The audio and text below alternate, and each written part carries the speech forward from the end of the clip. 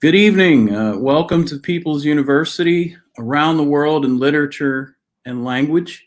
This is part of the library's summer reading program for adults. The series will last 8 weeks until the end of July, and then in August we'll have a Geography B.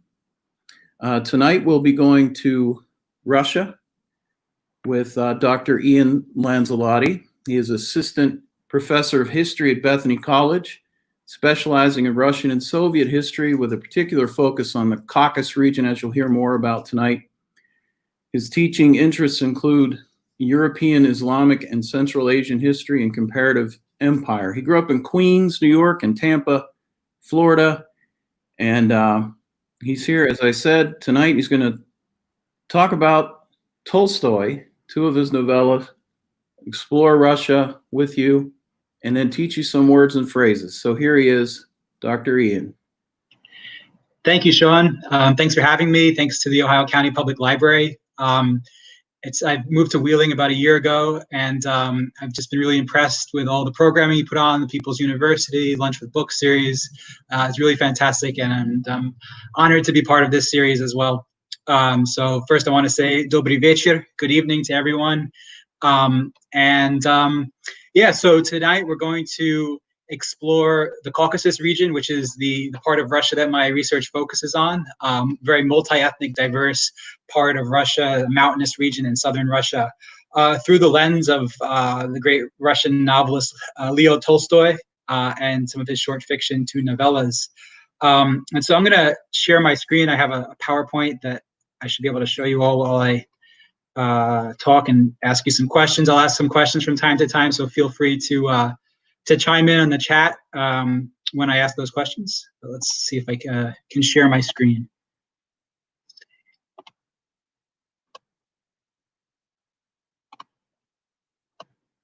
All right, so hopefully you should see my my PowerPoint on the screen currently. Let's see.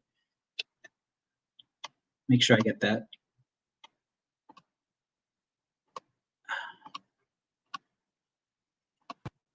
Okay. Let's see. 1 second.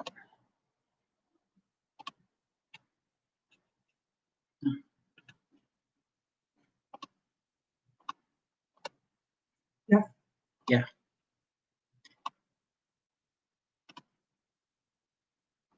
Okay, it should be up and running. Sorry about that. I'm not used to this platform. So you should see a PowerPoint and hopefully my face on the corner of the screen as well. And it should say the Russian conquest of the Caucasus and the life and works of Leo Tolstoy.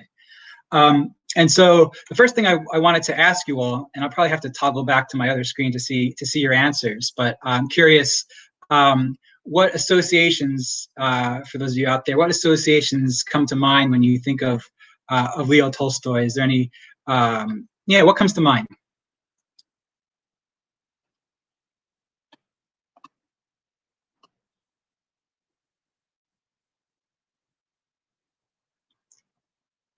Anyone have any associations with the Russian writer Leo Tolstoy? It's kind of, if you think about his works or what he represents.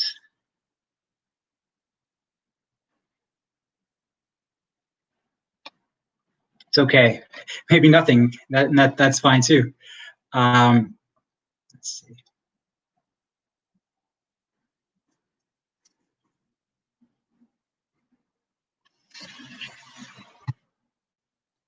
Epic story. Okay, I'm seeing stuff I didn't see. Yeah, epic stories, War and Peace. Thanks. Yeah. So, for many of you, it's War and Peace, right? His famous novel, his epic novel, War and Peace, that follows a kind of a Russian noble family through the Napoleonic Wars, and so for many people, it's this association with this very Russian writer who deals with very Russian themes. A writer with perhaps a deep connection to the Russian people and the peasantry. If you can see the slide now, hopefully you see a picture of so the first slide, we had a young Tolstoy. In this slide, we have the old Tolstoy, on his estate. One picture of him in kind of peasant garb, even though he was a nobleman. He, you know, at a certain point of his life, had this epiphany. He returned to his estate out not far from Moscow, near the city of Tula at Yasnaya Polyana, which means clear glades. And he began to sort of give back to the peasantry. He freed his serfs. He worked the fields with his peasants. He sort of adopted a real austere lifestyle, along with this code of nonviolence, universal love, forgiveness, and simplicity. But kind of one of the connotations that many people have with Tolstoy is this person who's really in touch with the Russian people and the Russian peasantry. And you see him in the kasaborotka, the traditional kind of Russian peasant tunic. Many people often refer to it even as a Tolstoy shirt, right? So there's this deep connection with the Russian people, the Russian peasantry. But Tolstoy's life and work also reflect the religious and ethnic diversity of the Russian Empire, right? As with most Russian elites and many non-elites, Tolstoy's life was shaped by the kind of mix of cultures, religions, and peoples of the empire, right? His life wasn't just a product of the peasant folk culture of those living on his estate, combined with the kind of Western European influenced culture of the Russian aristocracy, but it was also shaped by the ethnic and cultural diversity of the Russian Empire. And so it's those aspects of Tolstoy's life and work that I want to focus on today. So Tolstoy as a writer of empire. And so Tolstoy encountered the ethnic, religious, and cultural diversity of the Russian Empire through the typical route of a young nobleman, through service as an officer in the Russian army. And for Tolstoy, that service brought him to the front lines of this long, protracted war that Russia was engaged in throughout much of the 19th century to conquer the various Muslim mountaineer peoples of the Caucasus region. So I was wondering, before we go forward, I want to, of course, familiarize you with the Caucasus region, since it's kind of one of those areas that many people may have heard of, but they're not quite sure who are the different groups that live there, where is it located. So so you can see the map here on the screen. It's between the Black Sea and the Caspian Sea. I was wondering, can anyone have, does anyone, know some of the nationalities of the Caucasus region, or perhaps what the Caucasus, particularly the North Caucasus, if that's been in the news in recent decades or years, what might we know about this region before we jump into it?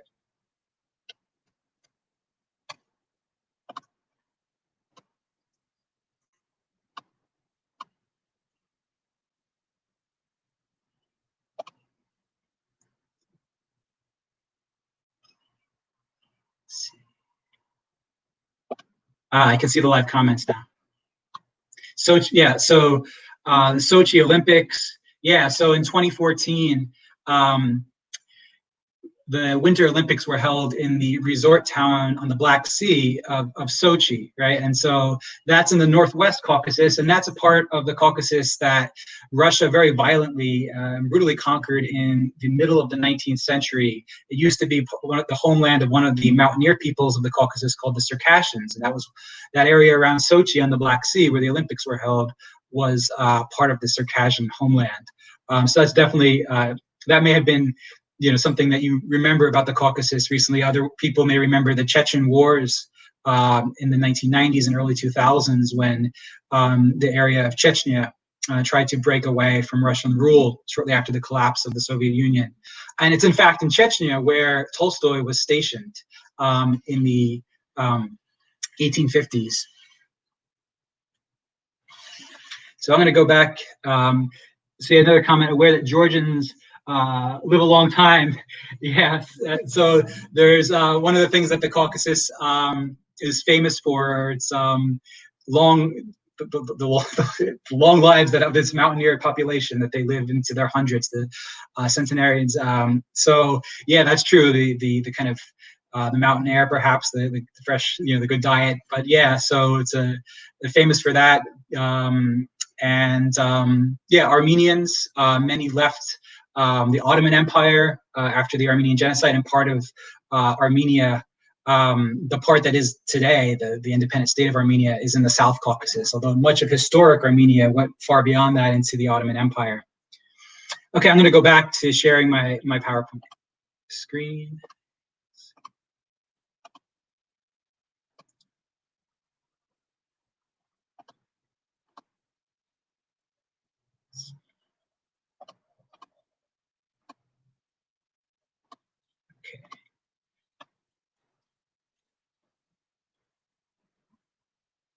Just toggling back to my PowerPoint, hopefully. Okay, so so that's a little bit of background about the Caucasus region. And so in the middle of the 18th century, the Northern Caucasus, which you can see on the map in places like Chechnya, Dagestan, a place called Kabardino-Balkaria, which is where I did my archival research and spent the most time, North Ossetia, places like that. These were the front lines of Russia's long effort to bring that region under its control. And for many Russian writers, the Caucasus provided like literary inspiration.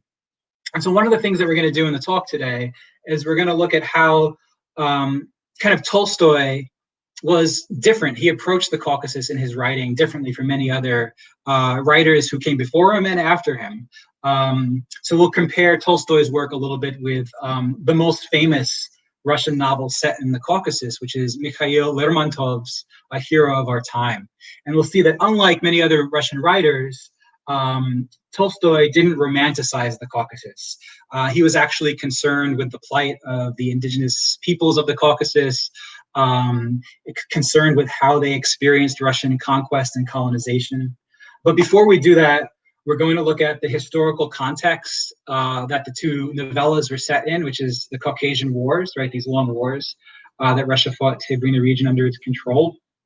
But first, we'll look at kind of the specific events in Tolstoy's life that brought him to the Caucasus in 1851.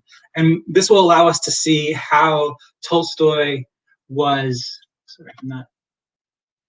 we'll see how Tolstoy was transformed by his time in the Caucasus. It was really in the Caucasus, he was in his early 20s, and that's where he really took up writing and he had his first short story published while he was in the Caucasus. And so again, before we do this, we're going to set up the historical context, then we're going to look at kind of Tolstoy's journey to the Caucasus. And so here in this next slide, we see Tolstoy on the left, young Leo or Lev Tolstoy with his brother, Nikolai. And so, Tolstoy didn't start out as this kind of great philosophical, ethical writer, pacifist, anti-colonial activist, right? In his early days, he was like kind of typical of young noblemen of his generation. He was kind of literary archetype is the superfluous man, right? This kind of young nobleman searching for meaning. In his early 20s, he had dropped out of college, essentially. He was at university studying law in a place called Kazan. But he left, went back to his estate for a while, went to Moscow, hoping that he would there kind of really be able to focus on studying and perhaps passing his exams, his law exams. But instead, he doesn't pick up a book. He gets sucked into kind of high society life in Moscow, which means going to balls, wining and dining at fancy restaurants, spending rubles with reckless abandon. He develops a gambling addiction, which he'll kind of struggle with for a long time throughout his life, gambling away large portions of his estate.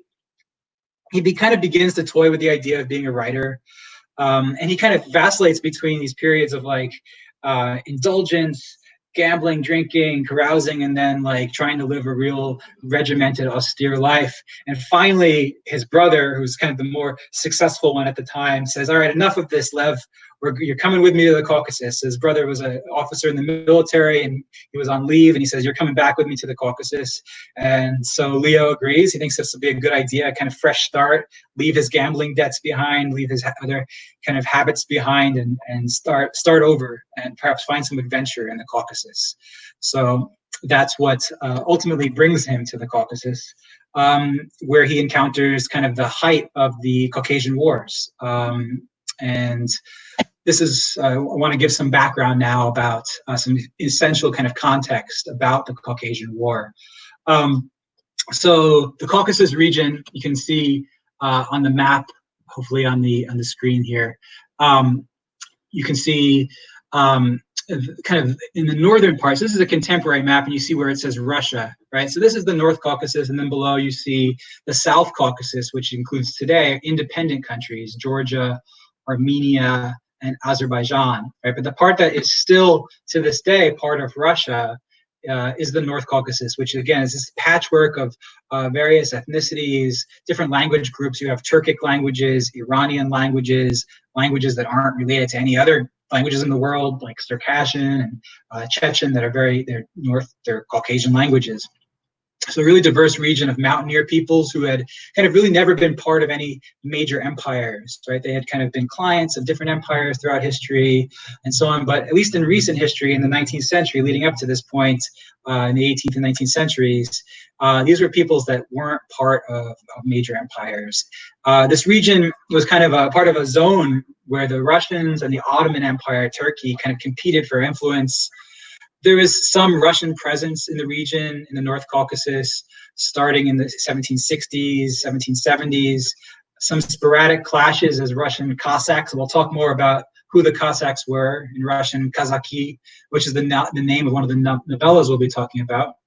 But it's really only in the kind of first 3 decades or so of the 19th century that the North Caucasus takes on increasing strategic importance for Russia. And that's because during that period, Georgia, most of what is today Georgia, Armenia, and Azerbaijan became part of Russia. Russia defeated the Persian Empire, right? That whole region had been part of Persia for a long time. And, this is part of kind of Russia trying to compete with other European empires like Britain, and France to a certain extent, but mainly Britain, for colonies at the expense of these declining, in some ways, Muslim powers like the Ottomans and the Persians. And so Russia is of the opinion that if they don't go in, Britain's going to go in, it'll have its rival at its border. So between 1801 and 1828, Russia annexed Georgia, Armenia, and Azerbaijan. But there's a problem now. So I'm going to toggle back to see the chat, but so what problem might now emerge for now that it has annexed Georgia, Armenia, and Azerbaijan in the South Caucasus? So let's see, hopefully there's some folks out there with some ideas. I see your question, what leads to your research interest? Perhaps you can weave it in as you lectured. Yeah, so just to digress a little bit before I get back to my talk. Yeah, I think when I started studying Russian history, I was fascinated by the Russian Revolution. I had watched and read Dr. Zhivago, but then I started to realize that there are all these, multi-ethnic borderlands in the empire, and I was fascinated at how Russia, whether it's the Soviet Union or Tsarist Russia, managed to kind of keep these different parts of these different ethnicities, nationalities, and languages part of the empire, and the role that they played in kind of shaping Russian identity. You have all these different cultures and religions, so I just basically kind of fell in love with the diversity of the place. But so hopefully that answers sort of what led me to the Caucasus. And for me, I was trying to find, well, what's the most interesting, most diverse part of the Russian Empire? And that led me to the Caucasus, where you have a place like Dagestan, which we'll talk about in a minute, that has like 13 official languages in addition to Russian. That's in the North Caucasus. So that's what got me into just the great diversity of the Caucasus region as a kind of representative of this larger diversity that is the Russian Empire, or was the Russian Empire and the Soviet Union. But any questions? So when Russia annexes the South Caucasus, Georgia, Armenia, and Azerbaijan in the first part of the 20th century, this creates some new issues. And I'm wondering, does anyone have any sort of sense of what problems emerge now that the South Caucasus is part of the Russian Empire, particularly in relation to the North Caucasus?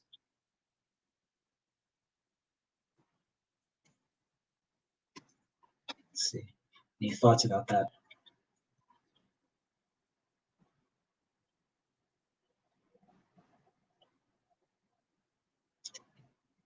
The mountains. Good. Yes. Thank you.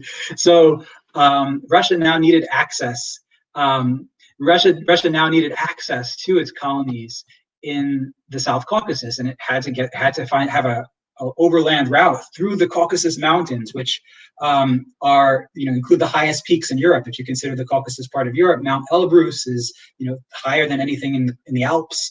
And so it meant that Russia, now the really diverse multi-ethnic borderlands in the North Caucasus, now had increased strategic significance, because in order for Russia to have access to its new colonies in the south, it had to somehow control the mountaineer peoples of the Caucasus, these mountaineer peoples who had historically resisted efforts by empires to control them.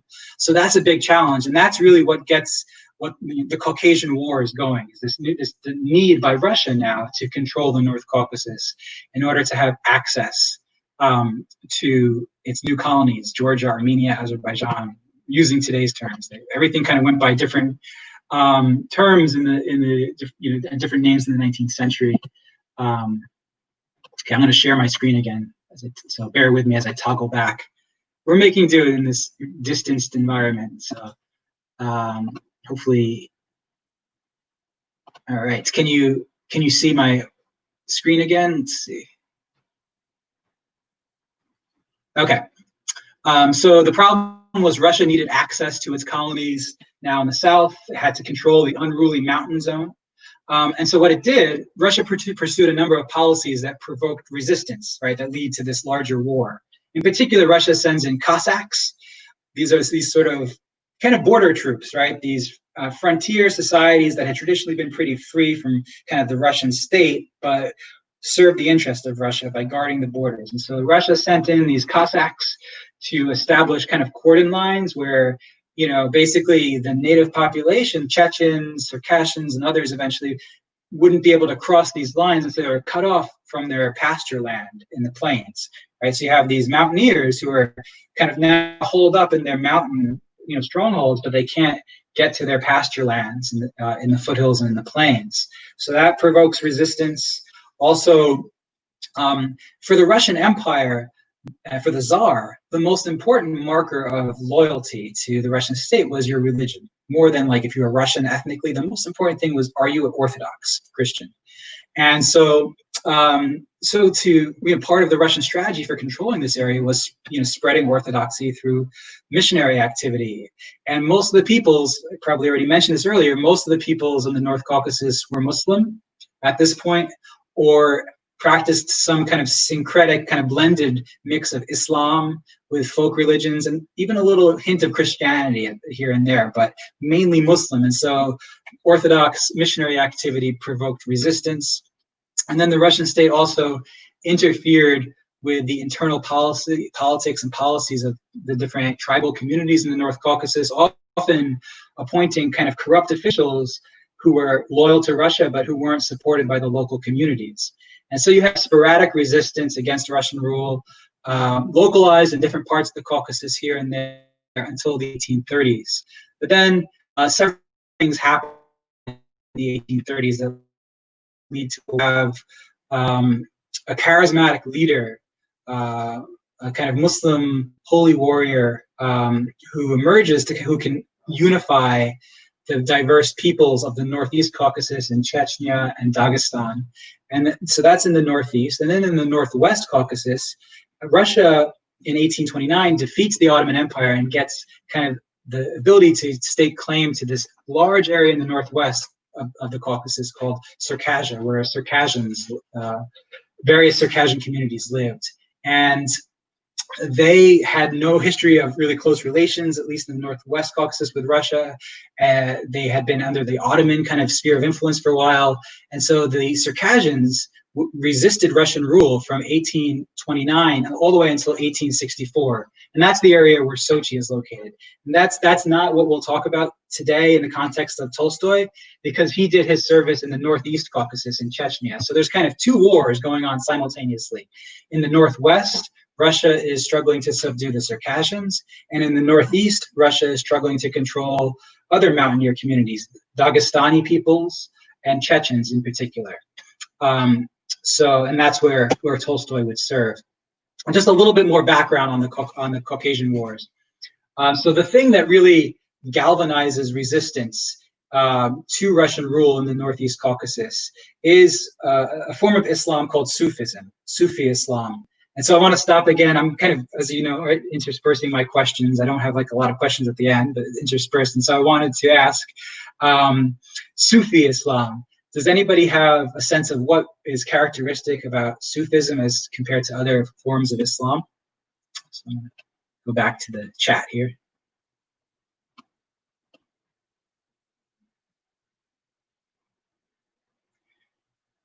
Okay, so I'm seeing a lot of comments that I haven't seen because I've been on my PowerPoint.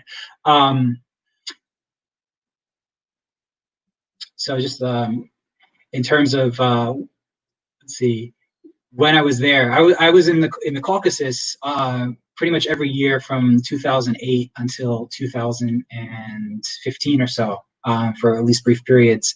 Turbans, yeah. When we think of Sufis, we think of often part of their dress involves wearing a turban. Whirling dervishes, right? I said yes. So many Sufis, right? So Sufis are a kind of, Sufism is a kind of mystical branch of Islam that involves a kind of inner spiritual journey along a path where a student would follow a master or a sheikh.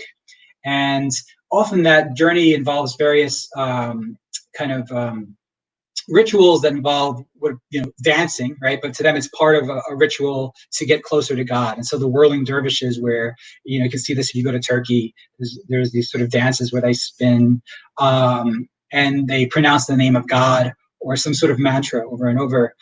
They shun materialism. Yes, often Sufis, are ascetics, right? They live kind of cloistered off, kind of like monks in the Christian tradition, kind of cloistered off in Sufi lodges, and they shun materialism. And so, yeah, that's definitely all really good kind of parts of the Sufi tradition, right? This sort of inner kind of spiritual journey to kind of establish a close connection with God, right? And so in the Caucasus region, in the North Caucasus in the early 19th century, Sufism was on the rise, but a different kind of Sufism from what we would normally associate with it. And so let me toggle back to my lecture here.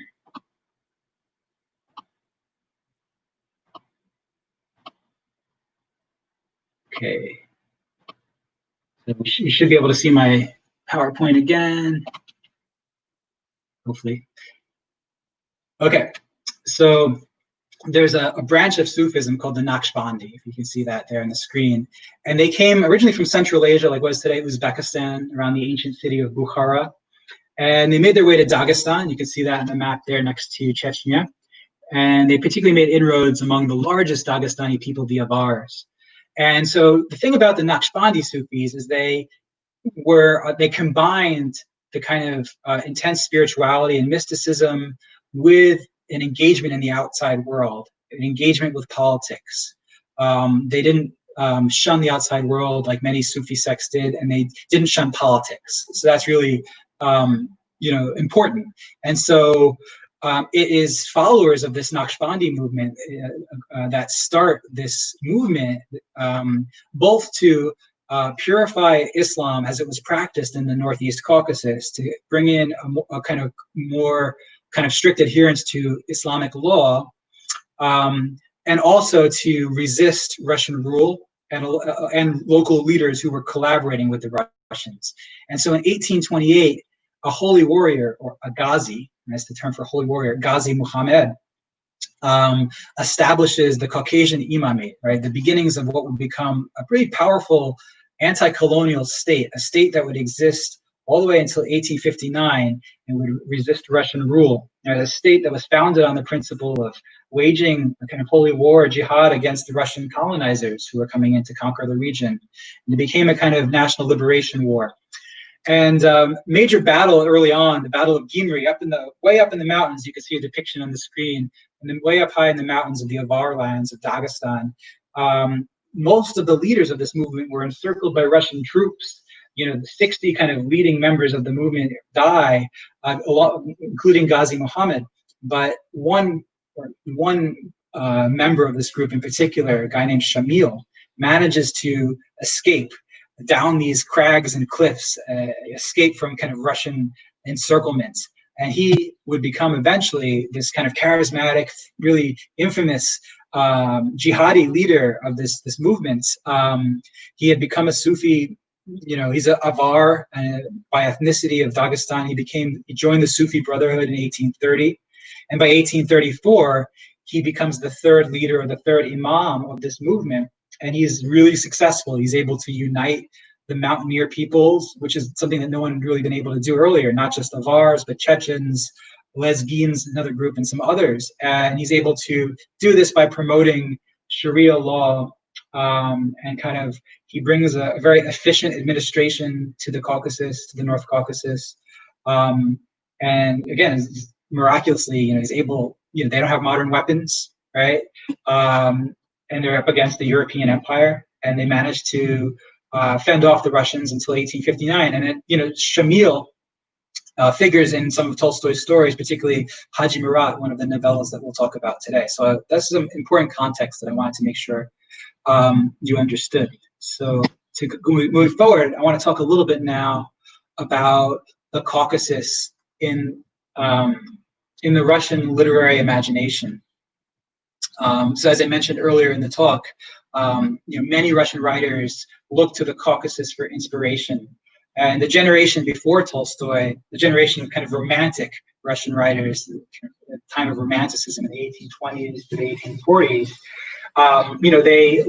they wrote about the Caucasus, and it became this kind of, exoticized place for them, a place where they could escape the social, confines of high society in Moscow and find adventure and love and all sorts of things like that. And so the most famous romantic Russian novelist is Mikhail Lermontov, and you can see him depicted in that slide there, kind of in this Byronic pose, like Lord Byron, the romantic British poet.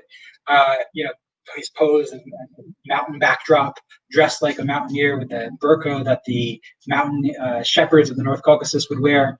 So Lermontov writes this famous novel, A Hero of Our Time.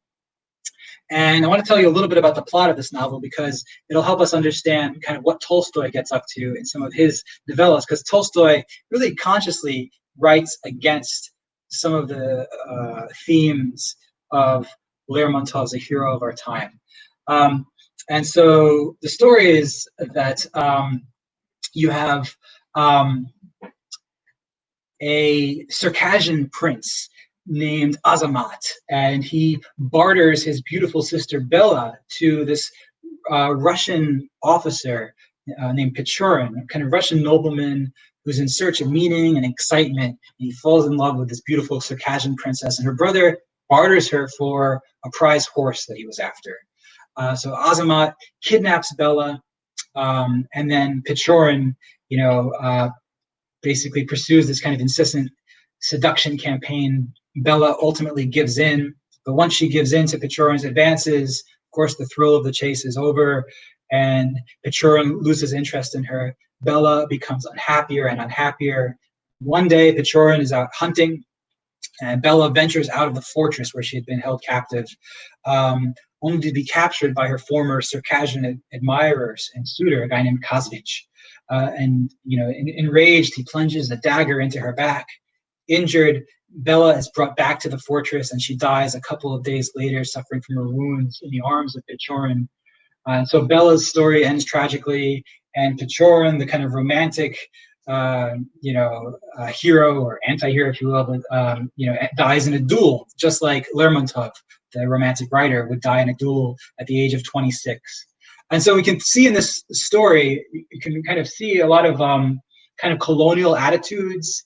So, for example, the female figure, Bella, stands in, you see this a lot in colonial literature, but the female figure stands in for the colony, the North Caucasus, which is conquered and subjugated by the masculine European, in this case, Pechorin.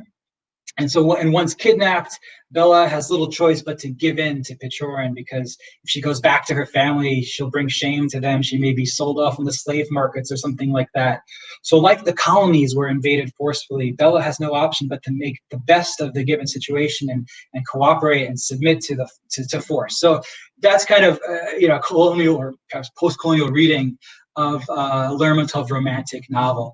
And so Tolstoy, just to keep that in mind, in Tolstoy's writing, he rejects these kind of romantic depictions of the Caucasus, rejects this idea of the Caucasus as this land where Russians could go and, find a new meaning and, successfully kind of go native. And so just keep that in mind as we go forward.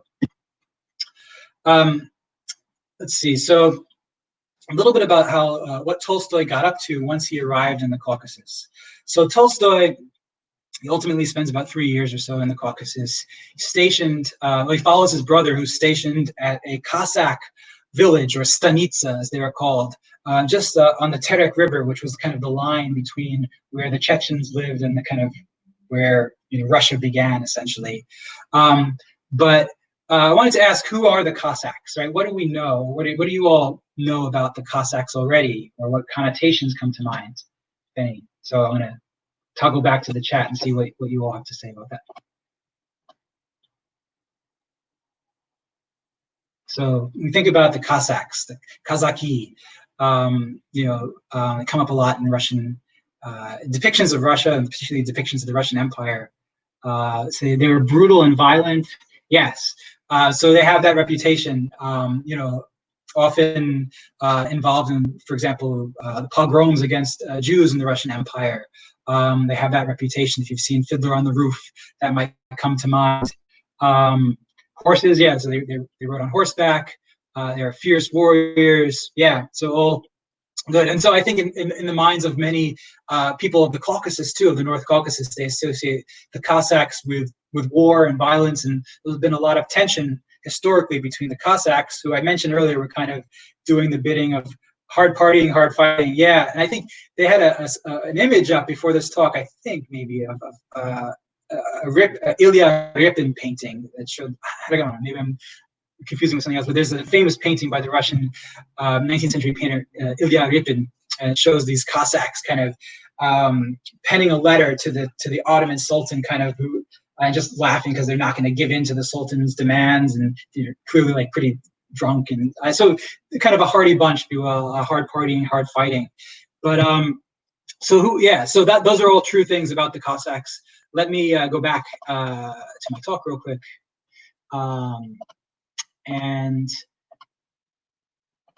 tell you a little bit more about the Cossacks. So the Cossacks really go back to the 15th century or so, 15th, 16th century. These are these free societies that had kind of emerged on the borders of the Russian state, or what was at the time the Muscovite state, and on the borders of the Polish-Lithuanian state. They weren't like under the control of any central government. Sometimes they allied with these larger states like Russia and Poland, Lithuania, but often they kind of steered their own course, these kind of independent warrior societies.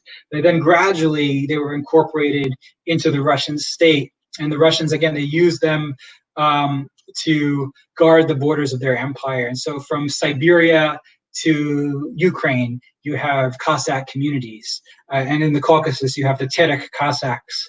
And so Tolstoy was taken in by the Cossack lifestyle when he's there.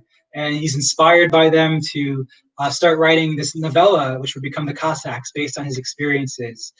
He's really sort of sees in the Cossacks what he doesn't find in the Russian peasantry. These guys, like, they lived a hardy life. They had a higher standard of living than typical Russian peasants. The thing about the Cossacks is many of them were formed of runaway serfs who had, peasants who had run away from serfdom in Russia and joined these free societies.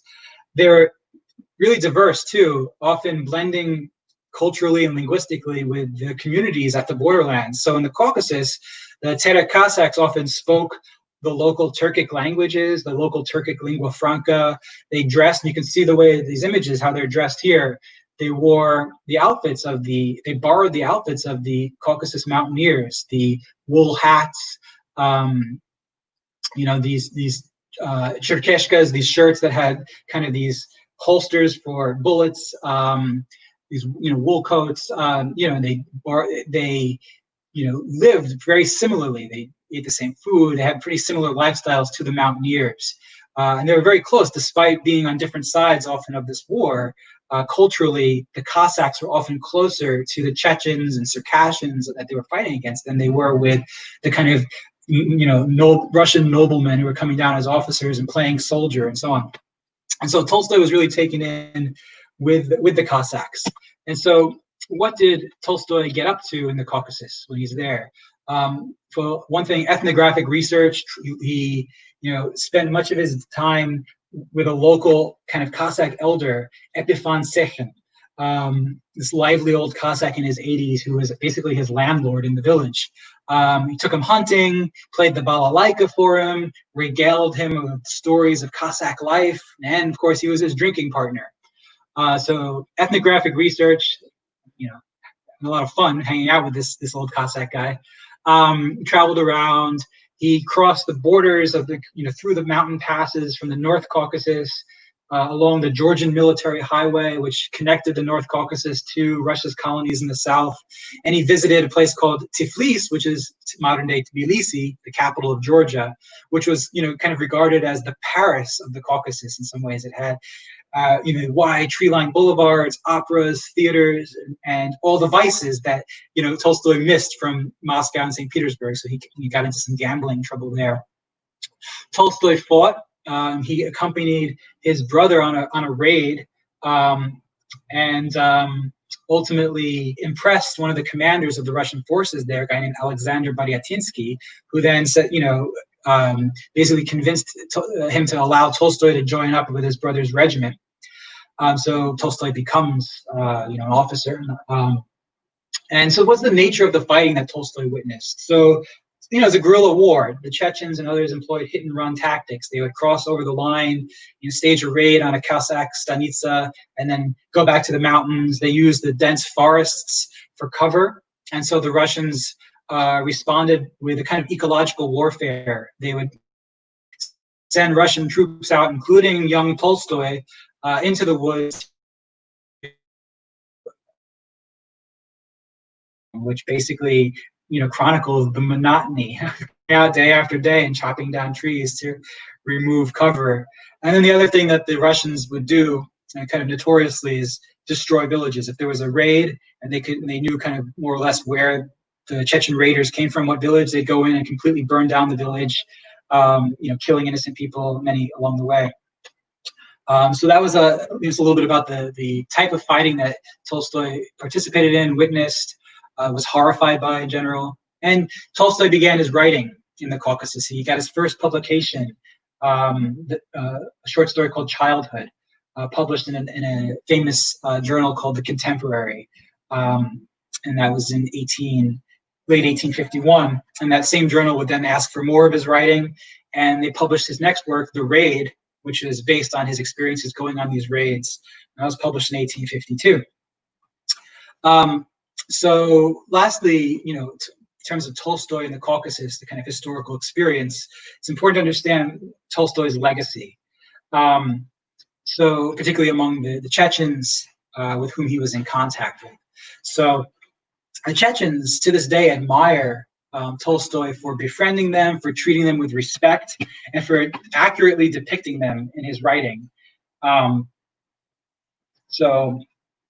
Interesting story is, during the Chechen wars in the 90s and the 2000s, when, intense fighting is going on, there's a lot of anti-Russian sentiment, most statues to kind of Russian heroes are destroyed.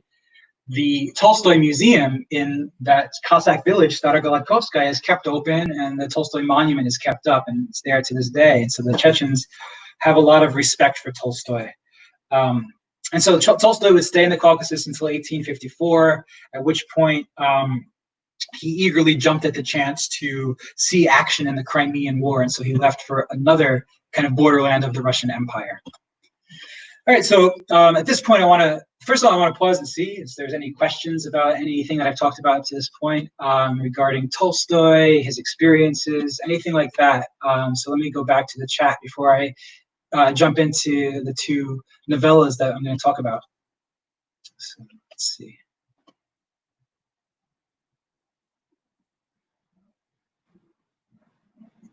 So with the Cossacks mercenaries, yeah. So the Cossacks, you know, they kind of, in a sense, they were mercenaries. I mean, they received a salary from the Russian state. They were, you know, they were funded by the Russian state.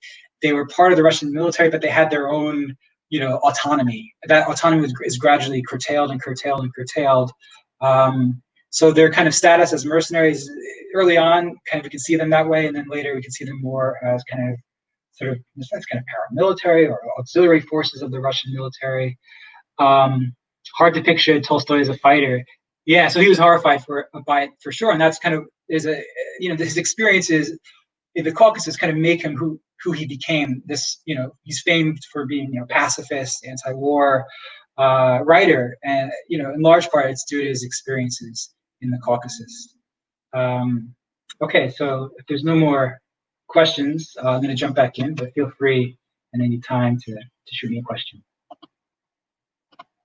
So we're going to talk about the Cossacks, right? That's his first major novella that's set. He had some short stories set in the Caucasus, but the Cossacks is his first novella. It's published in 1863. And, you know, ironically, so we have War and Peace, right? 1,000 pages or so. This 112-page novella took him longer to write than it took him to write War and Peace. He went through multiple drafts of it, and ultimately it was only published because he lost a card game. He was gambling with the editor of a famous Russian journal, The Russian Messenger. And they all knew that he was working on this. He was famous by this point, and this editor knew that Tolstoy had this novella about Cossacks set in the Caucasus. You know, he had this in his work, in the works. And so he said, "Okay, if you can't pay me, you can't give me part of your estate. Give me this novella." And so, you know, Tolstoy loses the cards, and you know, and the editor Katkov, you know, calls in his debts. And Tolstoy tries to buy more time. He says, no, it's time to publish it. So ultimately, it's published.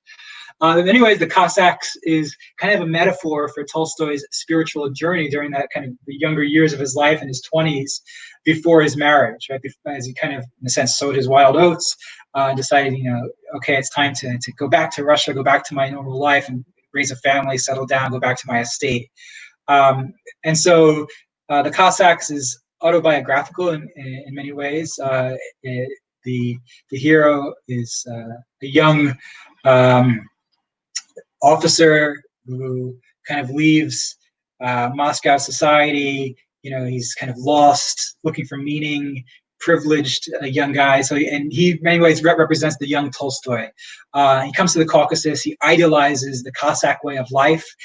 He, you know, befriends an old Cossack, so similar to Tolstoy, Uncle Yeroshka, Dядя Yeroshka. And Yeroshka, you know, takes him out hunting, drinks with him, and, you know, Olenin has this epiphany. All right, if I can only learn to be as free as the Cossacks, to be as at one with nature as the Cossacks, then I'll be able to find true happiness and true love. And so he decides that he's going to try to go native. And he falls in love with a Cossack girl, Maryanka, who she's sort of engaged to the kind of bravest young Cossack in the village, Luka. And Olenin tries to kind of woo her and seduce her. Ultimately, though, so all to this point, it sounds very familiar. Sounds like the kind of Lermontov story of this Russian who goes to the Caucasus and, you know, goes native and seduces a, you know, local girl. But at this point, things change, right? He's rejected. Olenin is, you know, Maryanka rejects Olenin's advances. There's this kind of sort of cataclysmic kind of event at the end where there's a Chechen raid on the village, and Maryanka's fiance Luka is wounded and dies. And you know, in the midst of all that, Olenin goes back to Maryanka and says, "Will you marry me?" And she just basically tells him to get lost. And at this point, you know, Olenin realizes, okay, I may dress the part, but I don't fit in. Like, as much as I can put on the papacha, the kind of full hat, ride the horse, go hunting, I'm not a Cossack, and I never will be, and I don't fit in here. And it's time to go back to reality. So he requests a transfer out of the Caucasus. At the end, only that old Cossack Yeroshka notices his departure, but even on saying goodbye, Olenin, kind of fumbles. He doesn't know how the proper etiquette for saying goodbye in the Caucasus. He's supposed to give his friend a present. He doesn't know any better. He doesn't do that. He thinks he has this meaningful goodbye with Yeroshka, but then he turns around to wave to Yeroshka, and he's walking back to the village, like as if nothing happened. And the idea is, Olenin hasn't impacted society in the Caucasus. He hasn't made an impression. He's just some Russian who's come in to their world briefly. Unlike in Hero of Our Time, where Pechorin completely disrupts the local social order. So a very different sort of story. And so when we think about the Cossacks, one of the most useful uses of this novel, and the way one of my uses for when I teach it in my history classes, is it's like a really good ethnographic source. It teaches us a lot about different aspects of Caucasus culture. So gender roles, we see that unlike in sort of traditional Russian peasant village, Cossack women have a lot more authority and power because the men are out guarding the line all day or hunting, and the women are doing most of the farming, making big decisions. There's a scene in the novella where there's a marriage proposal, and it's ultimately the women who have to negotiate that proposal and decide whether it's acceptable. So more of a kind of matriarchal society in some ways. It teaches us a lot about Cossack mountaineer relations. So the relationship between Cossacks and, say, Chechens. We see how close they are, the kind of bilingualism where the Cossacks speak Chechen or they speak some kind of Turkic language that was the kind of lingua franca in the region. In many ways, the Cossacks and mountaineers are very close. Uncle Yeroshka talks about he has these Chechen friends in every mountain village, or as they're called, auls, mountain auls. So we learn about that. We learn about Cossack-Russian relations. So the Cossacks resent the Russians who are sent in, billeted in their villages. And, so despite the fact that the Cossacks and Russians are supposed to be on the same side, allies, we see that both, they view each other with suspicion and resentment. Russians see them as uncultured. The Cossacks see them as outsiders who are oppressive and abusive. So the other novella I want to talk about briefly is, fast forward to the end of Tolstoy's life, Hadji-Murat. He finishes writing this in 1904, and it's not published until 1912. So that's after Tolstoy died in 1910. It's based on true events that happened at the height of the Caucasian Wars. It's a story of betrayal and loyalty. So the event is essentially the capture by Russian forces of Hadji-Murat, who was one of Shamil's most loyal commanders. He was an Avar Sufi, a member of the resistance in the Caucasus Imamate, but he falls out with Shamil. Shamil had his brother killed and then kidnapped Hadji-Murat's family, his wife and mother and children. And so Hadji-Murat defects to the Russians, hoping that they would help him. He'd help them, capture Shamil, and in so doing, he could free his family from captivity. But ultimately, the Russian high command, doesn't trust Hadji-Murat. They think it's a trick. You see, even Nicholas I, the Tsar at the time, there's a kind of long scene in the novella where Tolstoy is really critical of the emperor, of Tsar Nicholas I. Ultimately, Nicholas decides, okay, we're not gonna bring this guy Hadji-Murat over to our side. We're gonna wait. We're not sure if we trust his loyalty.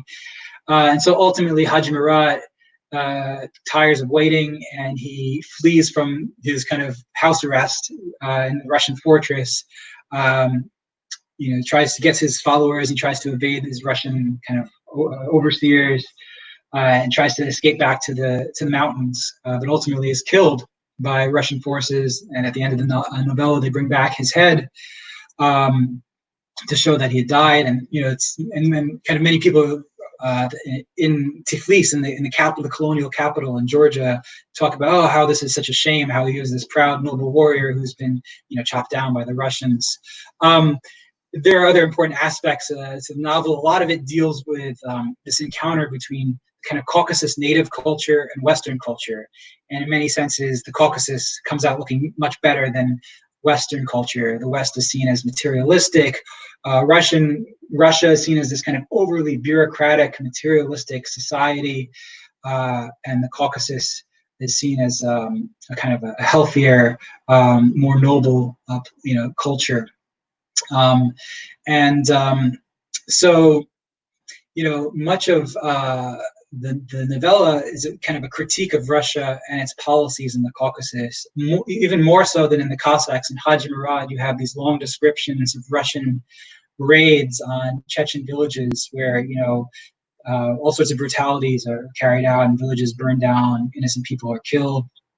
So in that sense, it's very much an anti-war novella and an anti-colonial novel. Again, right? The Russians, right, supposed to be the good guys, are clearly depicted as corrupt, not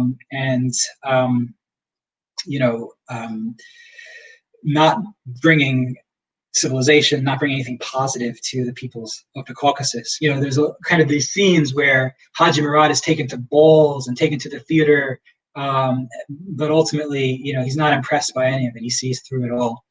And then the other important aspect of Hadji-Murat is it's also, so if the Cossacks was kind of an ethnographic exploration of the Cossacks, like the friends of the Russians, at least nominally, Hadji-Murat is more of an ethnographic exploration of the enemy, right? Of the culture of the mountaineers of the North Caucasus, their values, their way of life, and so on. So an important kind of view that many Russians hadn't received to that point of their what had been recent history, right? By the time this book comes out, the Caucasus had been conquered, the North Caucasus had been conquered, most of the resistance had been put down. But nevertheless, this is this kind of important statement at the end of Tolstoy's life, where he's now much more openly critical of Russia, of the Tsar, of Russian colonial policies, and he had engaged. Tolstoy had been engaged in a number of other campaigns that shed light on some of the different communities that had been oppressed by the Russian Empire, which we don't have time to get into in this talk. And so that's the end of my kind of survey of some of these novellas. I want to talk a little bit about traveling in Russia, which I highly recommend once COVID is under control and it's safe to do so. And so let me toggle back to our chat and see first if you have any questions about any comments and reactions to what we've been talking about. So here I have a question: is Yeroshka to be taken seriously? He seems to be the laughingstock of the village, yet he is a provider and seems to have important lessons to impart on young Lenin. Yeah, so that's a good question from one of you out there who's read the book. So that's awesome. Yeah, Yeroshka, I think, is he is kind of in some ways the laughingstock of the village. He's this old drunkard, but he's also very wise, and he's seen as this font of knowledge. In some ways, Uncle Yeroshka, represents kind of what the kind of worldview that Tolstoy is trying to develop and espouse. He's kind of got this pantheistic view where he sees God everywhere in nature, and sees all kind of religions as ultimately the same. Some other comments out there. Let's see. I was almost surprised he was killed. He seemed such a shining star. Yet the framing of the story with the thistle did bring me back to reality. Yeah, so one of the things I didn't mention about Hadji-Murat is it begins with this symbol of this thistle that's growing in a field that had been kind of mowed and plowed, but this kind of red thistle still stands. And that, symbolizes Hadji-Murat, this noble warrior who had seen so much suffering and had, experienced so much, yet he still kind of stands proud. So yeah, it is in some ways surprising that he was killed. But then, yeah, ultimately the frame of the story with the thistle brings you back to reality. That ultimately the thistle is picked at the beginning. It's hard, and the narrator struggles to pick it, and ultimately, as soon as he does, the thistle withers. So was this the last novel then? Any autobiographical aspects? So this is one of I'm not, to be honest, I'm not sure if this is exactly the last thing that Tolstoy wrote, but it's one of the last things. He finished it in 1904 and dies in 1910. So he drew on his experiences in the Caucasus for some of it, but it's not as autobiographical as the Cossacks, for example. But that's a good question. And more about these larger themes of betrayal, loyalty, and obviously an attempt to shed light on some of the abuses of the Russian Empire. Question: compare Tolstoy and Dostoevsky, if you would. I knew I was going to get this question. So for me, Tolstoy. There's the fox and the hedgehog metaphor. So I'm going to mix this up. Isaiah Berlin compared the two. As a historian, I'm not as up on my Tolstoy and Dostoevsky. But one thing for Tolstoy, his themes, his interests are broad, right? He wrote about so much, right? In Russian life, Russian history, deals with so many different historical themes. Ethical, philosophical themes. He wrote about it all. He really thematically wide ranging. Whereas Dostoevsky is much more focused on these questions of kind of spirituality, Christian ethics, and the kind of challenge of modernity. How do we live in the modern world? And those sorts of things. So great question. Let's see. So I have some questions about how easy it is to travel around the Caucasus, and that's a really good question. So if we can kind of separate kind of the Russian Caucasus from the South Caucasus, going to a place like Georgia is very easy and very it's very open. You don't need a visa to go to the Republic of Georgia. Some of the same mountain landscapes, same sorts of culture, famed Caucasian hospitality, great wine. You can be at the Black Sea and then in the mountains in the same day.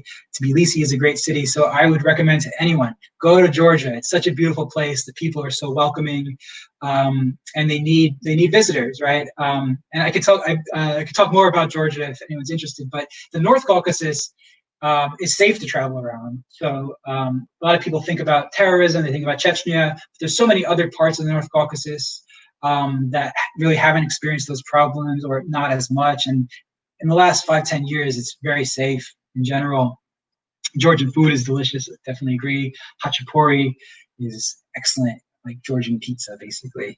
And so the North Caucasus, it's a hidden gem. And if you're into mountain sports, hiking, backpacking, mountain climbing, snowboarding, there's some great resorts throughout the North Caucasus. If anyone wants more information about it, I can give you that information. You can experience local culture, different languages, not just, get by with Russian. That's one thing, though. If you're thinking about going to the North Caucasus, then you probably find fewer people with excellent command of English as compared to if you were in Moscow or St. Petersburg. Because for many people in the Caucasus, Russian is their second language, and they speak some of the native languages, which I've studied a little bit. I'm fluent in Russian, but studied like Circassian a little bit. So the Caucasus include Belarus and Ukraine. No, so the Caucasus is kind of south, a little bit southeast of Ukraine, and kind of the other side of the Black Sea, on the eastern coast of the Black Sea, whereas Ukraine is to the north of the Black Sea. So not that far away. In fact, I took a bus with my wife from eastern Ukraine before that conflict started back in 2015, when things were still calm in eastern Ukraine. I took a bus from there to the North Caucasus, and it was like a 8-hour, maybe more, bus ride. Not the most comfortable bus ride of my life. How much time did Tolstoy spend in St. Petersburg? Not as much time in St. Petersburg as in his estate outside Moscow. As a young man, as I mentioned, he was there for a little while, and he would make trips there sporadically throughout his life. But he's really tied to the region outside of Moscow called Tula, where his estate is, and kind of he devoted much of his later years to, he opened an orphanage there, and he worked the land on his estate. That was kind of his passion.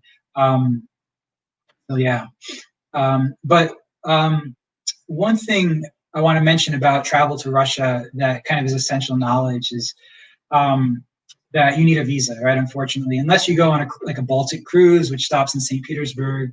For that, you know, and then there's all sorts of restrictions about like, you know, you having to stay with a tour group and so on. So I wouldn't necessarily recommend that as the best way to see Russia, although Baltic cruise does sound nice. But you need a tourist visa, which can get a little expensive. All told, like you're probably $300 to get a tourist visa. But once you're in Russia, you know, compared to Western Europe, the prices are pretty reasonable. And if you're in cities like Moscow and St. Petersburg, most people speak English. And particularly, there's like a generational divide, I'd say, and like, you know, the younger generation, that generation that came of age after the Soviet Union, mostly speak English pretty well. And then even some of the older generation as well. So I really, really recommend a trip to Moscow and St. Petersburg, and then the region around Moscow, the Golden Ring, which has these kind of medieval Russian cities with these really, really you know, ancient, you know, churches, cathedrals that are kind of like the heart of Russian civilization, if you will. So that's definitely worth checking out. To get a visa, the process is basically you need an invitation, which you can get online from like a hotel. You know, a lot of kind of mainstream kind of reputable hotels will provide that service for like $20, $15. And then you print out the invitation and you submit it with your visa application, which you have to use like a company, a middleman for. And then they send everything to like the consulate. So they have a fee and then the consulate has a fee. And so it's like about $300 all told to get a visa. Is Finland part of Russia? Sorry, contemporary humor. Is Finland part of Russia? Yeah, so Finland, you know, was briefly part of Russia, but it was like the kind of most autonomous part of the Russian Empire in the 19th century. So not briefly, but from, you know, for the 19th century into the Russian Revolution, Finland was part of the Russian Empire, but it had like its own separate postal service, its own separate laws, its own, you know, it was like an autonomous part of the empire. So yeah, and then after the revolution, it broke free. So at this point, I am going to switch to some discussion of some useful phrases. I'll go back to my PowerPoint to show you guys.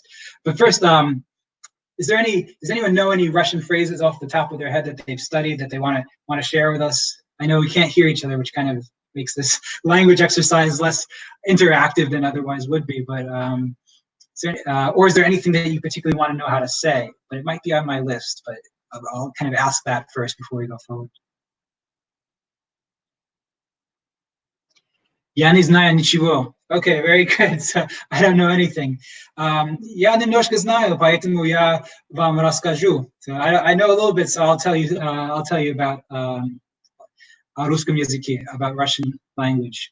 Как дела? How are you? That's good, and that's not, yeah, there are all sorts of words that didn't make my list because I didn't want to overload you all, but как дела? How are you? Хорошо? Good. So those are all really useful words and phrases. So let me share a few things here that I have prepared that I think might be useful if you ever find yourself in Russia or hanging out with Russians. Okay, so some useful words and phrases. Hopefully you can all see what I have up here. So, of course, da, нет, yes and no. Thank you, спасибо. Please or you're welcome. Пожалуйста. Hi, like informal. If you see someone in the street, a friend. Привет. If you're seeing your friends. Привет. It's a short form from приветствую вас, which is like the really formal version of that. But привет. Hi. Hello. Kind of really formal. They make this very important word a very difficult one to pronounce. So I know a lot of students of Russian really struggle with this, with the hello. Здравствуйте. Здравствуйте. Right. That's hello. But you can say привет, and that's also very acceptable. If you're in Russia and you want to find out where something is, a good word to know is where. Где? Где? Где находится? Where is it located? Где? You want to buy something, you want tickets to a museum. And by the way, if you're in Russia, another frustrating thing is prices sometimes are different for Russians as for foreigners, right? So it's cheaper for Russians to get into a museum. And whenever I was there, as a student in Russia, with the Russian student ID, I always try to get into the museums with the student rate, the Russian rate, kind of test how good my Russian was. So how much does it cost? Сколько стоит? Сколько стоит? How much does it cost? Help me find. If you're lost, помогите мне найти. Помогите мне найти. Help me find. So, good morning. Доброе утро. Good afternoon. Добрый день. Good evening. Добрый вечер. And something many people know. Goodbye. До свидания. До свидания. Till we meet again, literally. Till we meet. So those are some useful words and phrases. I know we have a little bit of time left in the kind of Q&A portion. So if there's any other, anything else you want to know at all about my research, about Russia, anything about Tolstoy, particularly the historical Tolstoy, очень приятно. So nice to meet you, or very, you know, that's what you would say if you meet someone, очень приятно. It's a pleasure, basically. So yeah, some useful words and phrases. My Russian accent is good. Thank you. So I used to, when I would be in Russia, people would try to guess where I was from. And I didn't go by Ian. I often went by Jan, which is like a Polish or Czech name. So they would, you know, so they think, is this guy Polish? What's his deal? Beer in Russian, that's also very important. It's piva, right? So a lot of Slavic languages, piva is beer. So yeah, tell us a bit about your research. What was your dissertation topic? Thank you for that question.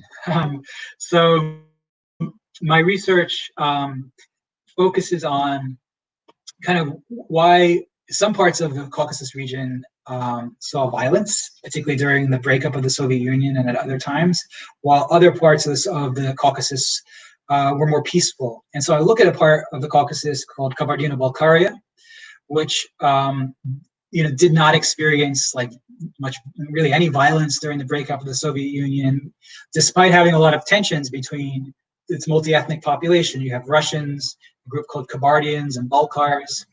So three different nationalities in this republic, which is still today part of Russia, that generally, despite their differences, have not resorted to violence.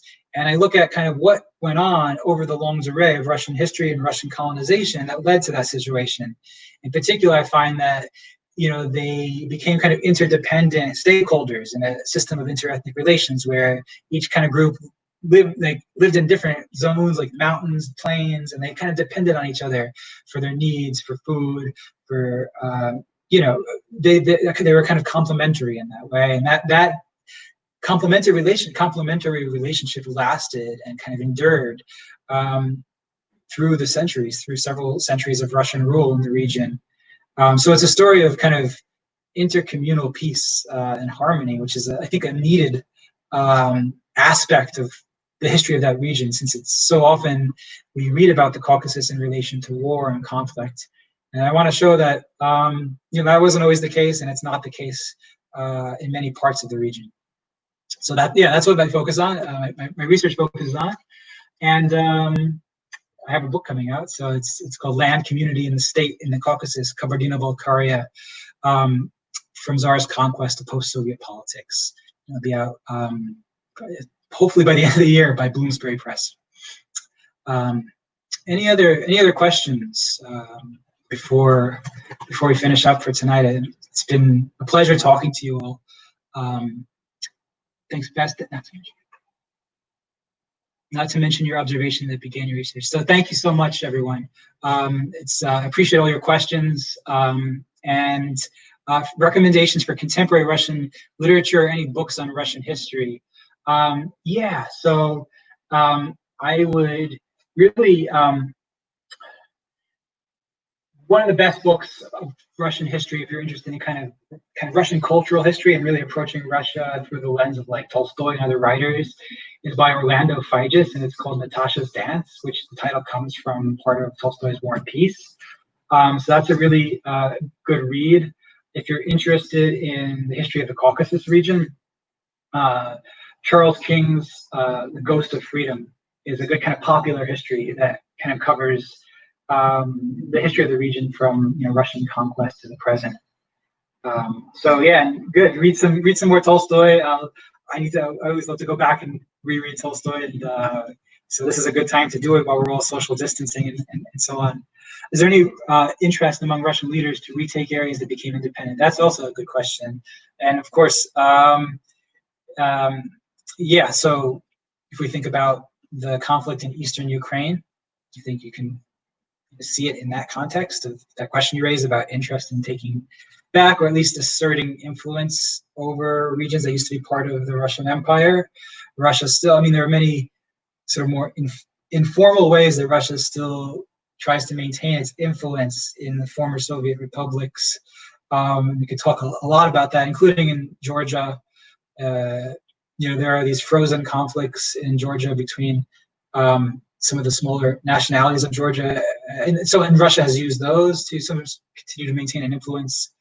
All right, great. So if there's not any more questions, I look forward to hopefully meeting you all, or many of you, in person. If I'm invited back to give another talk, perhaps when my book comes out or whenever the occasion arises. So thanks a lot, and look forward to hopefully meeting some of you all in person.